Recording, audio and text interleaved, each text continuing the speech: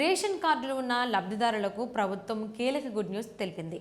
వేసవిలో ఎండల తీవ్రత పెరుగుతున్న నేపథ్యంలో ప్రజలు ఇబ్బందులు పడకూడదన్న ఉద్దేశంతో ప్రభుత్వం ప్రత్యేక నిర్ణయం తీసుకుంది. ఏప్రిల్, మే, జూన్ నెలలకు సంబంధించిన రేషన్ సరుకుల కోటాను ముందుగానే ఈ నెలలోనే పంపిణీ చేయాలని నిర్ణయించింది. దీంతో లబ్ధిదారులు 3 నెలల రేషన్ను ఒకేసారి తీసుకునే అవకాశం కల్పించారు.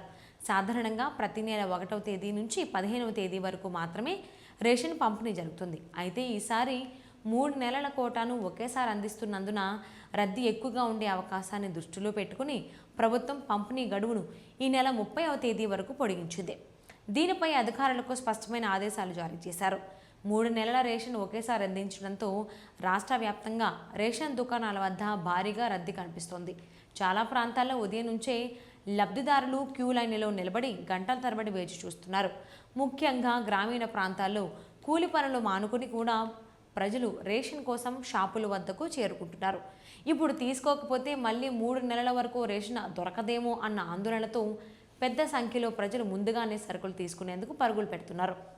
ఇక ఒకేసారి భారీగా లావాదేవీలు జరగడం వల్ల ఈ పోస్ యంత్రాలు, సర్వర్లు కూడా ఒత్తిడిని ఎదుర్కొంటున్నాయి.